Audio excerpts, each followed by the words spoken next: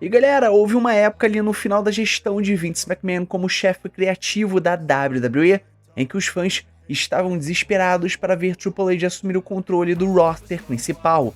Sua fase comandando o NXT foi um dos períodos mais empolgantes da história da luta livre, um produto totalmente fresco, diferente e que revelou nomes como Kevin Owens e Charlotte Flair. Desde que assumiu o departamento criativo, Triple H acertou sim muita coisa.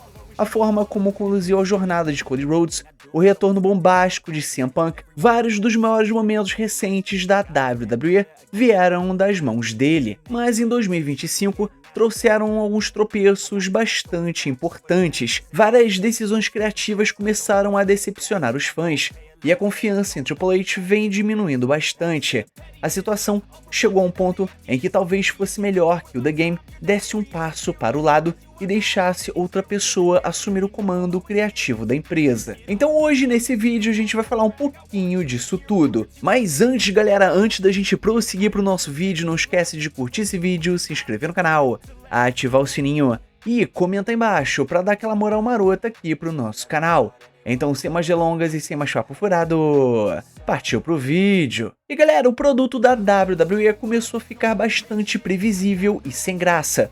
Triple H até que tomou algumas decisões boas desde que assumiu o comando criativo, mas 2025 tem sido um ano complicado nesse sentido. A WWE tá com aquela sensação de mais do mesmo, com Raw e SmackDown praticamente não trazendo nada de importante durante bastante tempo, enquanto os pay-per-views raramente trazem surpresas ou algo diferencial. Eventos como WrestlePalooza e Survivor Series War Games apostaram no seguro, e no fim das contas deixaram os fãs bastante frustrados. E quando o Triple H tentou usar como transformar John Cena em heel, porém faltava planejamento a longo prazo. Ao mesmo tempo, histórias como a rivalidade entre Liv Morgan e Rhea Ripley passaram muito do ponto e continuaram se arrastando. Na época em que Triple H comandava o NXT, os lutadores tinham tempo de sobra para entregar combates de altíssimo nível, dignos de eventos independentes. Hoje, no roster principal, isso não acontece. A maioria das lutas é apenas ok, nada memorável. Além disso, todo mundo já sabe que os reinados de título vão durar uma eternidade, porque esse é o estilo de booking que Triple H prefere. Só que isso muitas vezes prejudica os desafiantes, como aconteceu com Drew McIntyre, e deixou tudo ainda mais previsível. E quando o público já sabe o que vai acontecer, fica muito difícil criar aquela conexão emocional com as histórias. Fora também que Triple H tem ignorado várias estrelas que estão em alta. Um dos maiores problemas que Vince McMahon enfrentou nos últimos anos foi simplesmente ignorar lutadores que conquistavam o público por conta própria, seja colocando eles em histórias ruins ou fazendo com que eles parecessem bobos. Zack Ryder é o melhor exemplo disso. Merecia chances grandes, mas Vince McMahon nunca deixou. Os fãs acreditavam que isso mudaria com Triple H, principalmente pelo histórico dele no NXT. E lá, quando alguém conquistava o público, automaticamente recebia mais espaço. Só que isso não aconteceu da mesma forma no main roster. Nomes como Ellen Knight e Karrion Kross ganharam o público, mas acabaram sendo rebaixados dentro dos shows. Triple H até tentou criar novas estrelas, como Jey Uso, mas esses experimentos não deram certo, como se esperava. Com isso, o cenário do main event continua sendo dominado por nomes como John Cena, CM Punk e Brock Lesnar, exatamente como acontecia 10 anos atrás, ainda na era de Vince McMahon. E a forma de booking de Triple H está segurando a WWE para baixo.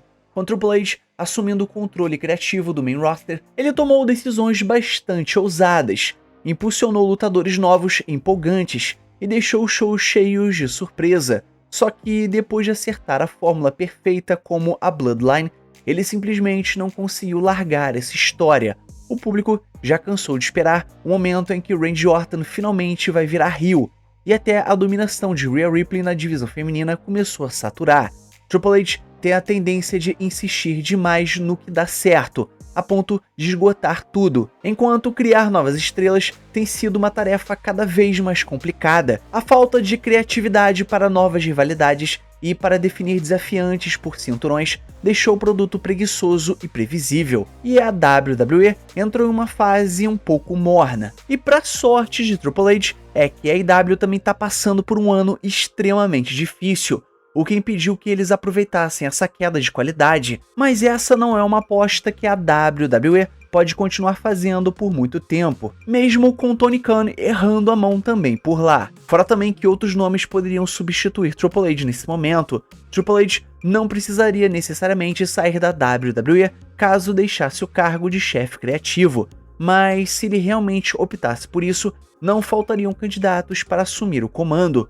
O nome mais óbvio é de Paul Heyman, alguém extremamente respeitado e que entende como poucos o produto atual. A maior parte do elenco da WWE só tem elogios a Paul Heyman, que é conhecido por pensar fora da caixa, e é exatamente isso que a empresa precisa agora para recuperar a empolgação do público. Não seria nada tão radical quanto a ECW, é claro, mas Paul Heyman certamente traria ideias diferentes e iria sacudir as coisas. E uma outra possibilidade é Brian Gewirtz, ex-redator da WWE, e que atualmente trabalha bem de perto com Dwayne Johnson. Se The Rock quisesse usar o seu poder nos bastidores, ele poderia muito bem indicar Gewirtz para chefiar o departamento de criação e dar uma cara nova ao produto. Independente da direção que a WWE tomar, uma coisa é certa: mudanças precisam acontecer para ontem, seja com Triple H trazendo novas mentes para ajudar, ou The Game realmente saindo do controle criativo para dar espaço a novas visões. A WWE merece algo muito melhor, e com o talento que esse roster tem hoje, a empresa com certeza pode entregar tudo isso. Então galera, nós chegamos no final do nosso vídeo, então não esquece de curtir esse vídeo, se inscrever no canal, ativar o sininho e comentar embaixo tudo isso que eu passei para vocês, beleza? E o mais importante, é claro, somos Pro Wrestling. Valeu e fui!